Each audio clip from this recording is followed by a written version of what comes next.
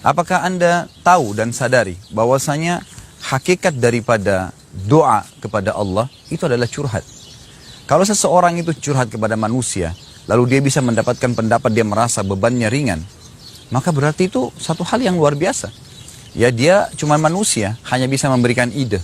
Tapi kalau Anda curhat kepada Allah, itu bukan hanya sekedar Anda diberikan ide, tapi Allah subhanahu wa ta'ala akan menyembuhkan penyakit Anda, akan memecahkan permasalahan Anda, akan memudahkan jodoh Anda, memperbanyak rezeki Anda, memperpanjang umur Anda, dan beragam macam hal yang Anda butuhkan. Tinggal bagaimana saja satu hal. Bagaimana Anda bisa memahami syarat agar curhat Anda kepada Allah diterima, dan Anda akan mendapatkan jawabannya. Ada beberapa syarat. Yang pertama adalah Anda harus ikutin dengan ketulusan. Pada saat Anda curhat dengan seorang manusia tadi, kira-kira bagaimana keadaannya kalau Anda hanya sekedar ngomong umum, dengan Anda menyampaikan dengan ketulusan hati. Kalau perlu Anda sambil menangis menyampaikan kepada orang yang sedang Anda curhat padanya. Tentu orang itu pun akan luar biasa dalam mendengarkan masalah Anda. Begitu pula dengan Anda berdoa kepada Allah subhanahu wa ta'ala. Anda sampaikan dengan ketulusan hati atau dengan keikhlasan bahasa ceramahnya. Kalau Anda menyampaikan dengan keikhlasan, maka itu sesuai dengan firman Allah subhanahu wa ta'ala. Allah mengatakan, A'udzubillahi minasyaitonirrajim, wad'uhu mukhlisina lahuddin, kama bada'akum ta'udun.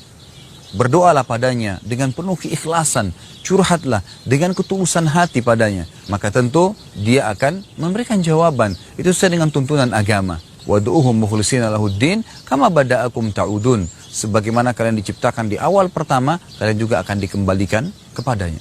Selain keikhlasan, Anda juga dituntun untuk berdoa kepada Allah, diikuti dengan khauf dan tamak.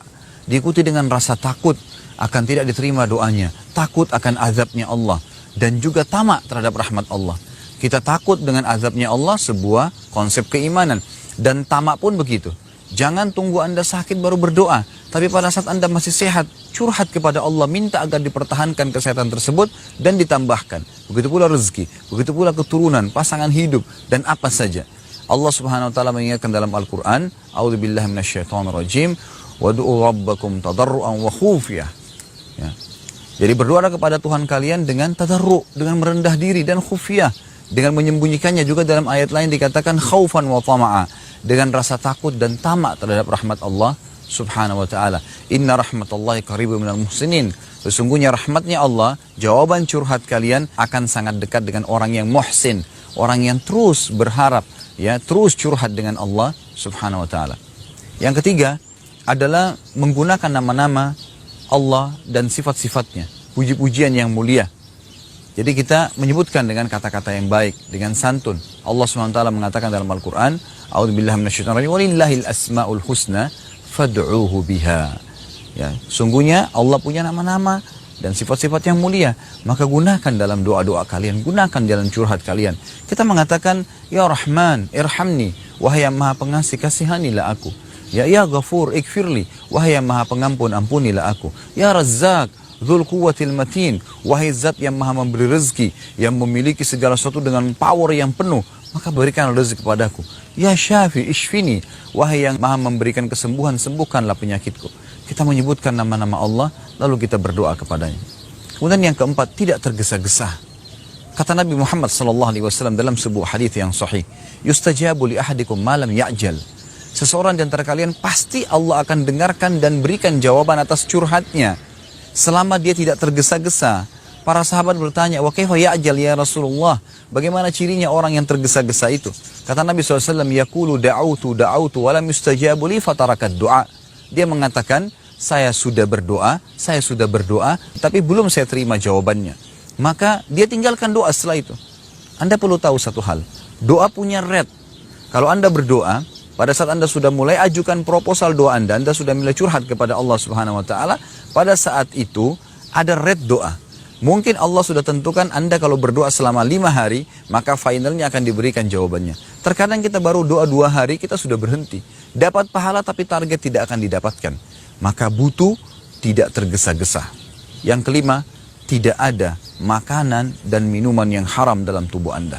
Kata Nabi SAW, seseorang yang badannya kotor, rambutnya berantakan, sangat miskin, Ya. Kemudian dia mengatakan tangannya ke langit, ya Allah berikan, tapi Allah tidak berikan. Bagaimana bisa Allah berikan sementara makanannya haram dan minumannya haram serta pakaiannya haram? Kalau Anda masih mengkonsumsi makanan haram, pakaian haram, minuman haram, maka pastikan curhat Anda tidak akan didengar oleh Allah. Dan Allah ini adalah Rabbul Alamin, Tuhan alam semesta. Bukan teman yang kita curhat yang hanya memberikan ide, tapi Allah menciptakan kita dan apapun, termasuk musibah yang sedang menimpa kita, penyakit yang sedang kita rasakan, rezeki yang kurang, keturunan yang tidak ada, istri atau pasangan yang belum kita miliki atau suami, maka semua itu Allah yang ciptakan. Allah mampu mendatangkan dan memberikan asal Anda curhat sepenuhnya kepadanya. Dan yang terakhir, Anda tidak meminta yang haram. Siapapun yang minta yang haram, maka Allah tidak akan terima. Sebagaimana dikatakan dalam sebuah hadis sahih riwayat Abu Daud, Innallaha tayyibun, la yakbalu illa tayyiba. Allah itu baik dan suci, tidak terima kecuali yang baik dan suci pula. Jadi kata para ulama, pada saat memanjatkan doa yang baik, memanjatkan sesuatu yang baik, dan ini sangat luar biasa. Izinkan saya menutup tema ini dengan sebuah kisah. Ada seorang anak muda di Yaman yang buta matanya. Dia hafal Quran, tapi kondisinya buta dan dia tidak pernah keluar dari rumahnya.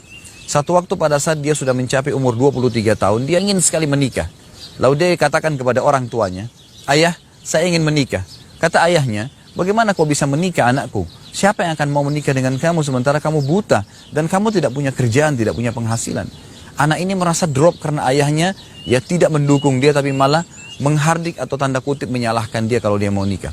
Lalu dia mulai malam itu niat selama sebulan penuh berdoa kepada Allah SWT, curhat, "Ya Allah, saya ingin menikah sebagaimana layaknya hamba-hambamu yang lain. Ya Allah, ayahku pun sendiri tidak ingin membukakan pintu itu untuk aku.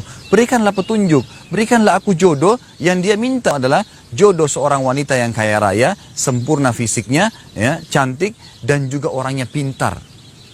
Maka yang terjadi, setelah sebulan berdoa, anak muda ini lalu mimpi. Dia mimpi ada suara yang mengatakan jodohmu ada di kota Fulan.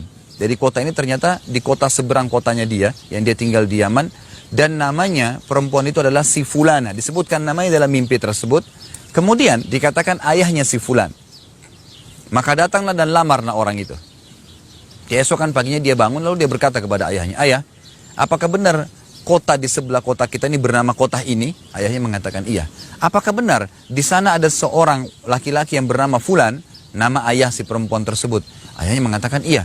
Itu adalah tokoh masyarakat dan orang terkaya di kota sebelah. Lalu dikatakan oleh anaknya yang buta ini, "Apakah di sana ada seorang anak wanitanya yang bernama si Fulana?" Kata si ayahnya, "Iya." Wanita itu terkenal dengan kecerdasannya, kecantikannya, dan juga sudah banyak sekali orang yang memintanya. Anak muda ini berkata, "Ayah, lamarkan untuk saya." Ayahnya mengatakan, "Apa kamu gila? Sedangkan orang di kota kita saja ini yang paling miskin belum tentu mau menikah denganmu. Kamu mau minta si Fulana yang merupakan anak tokoh masyarakat, anak kaya, sempurna fisik, cerdas lagi, pintar. Semua yang berkumpul padanya." Lalu anak muda mengatakan, "Tolong ayah, saya sudah mimpi begini dan begitu." Lalu ayahnya heran, ayahnya lalu mengatakan, "Baiklah, tapi kita harus siap malu, mungkin akan ditolak." Berangkatlah satu keluarga ini ke rumah sana. Apa yang terjadi?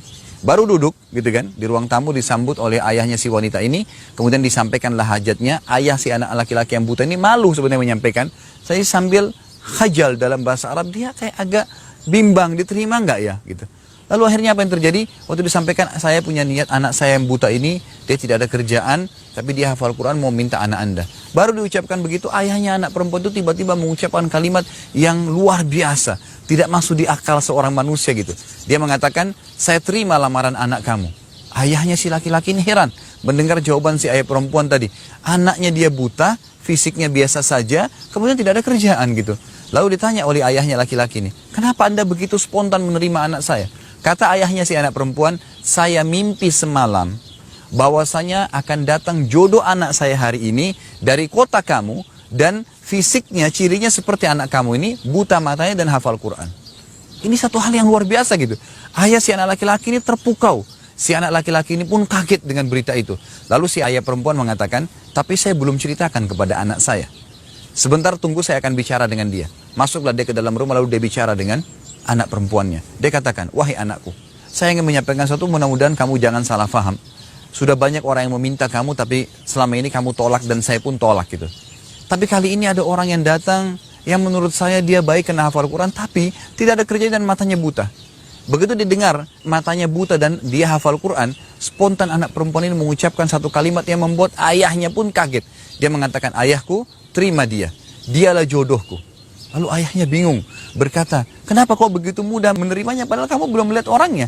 Anak perempuan itu mengatakan, semalam ayah saya mimpi, saya didatangi atau mendengarkan suara mengatakan akan datang jodohmu dari kota si fulan, anak laki-laki bernama fulan, matanya buta hafal Quran. Dialah yang akan menenangkan hidupmu, terima lamarannya. Maka akhirnya terjadi pernikahan hanya karena curhatnya kepada Allah yang tidak mungkin di mata manusia.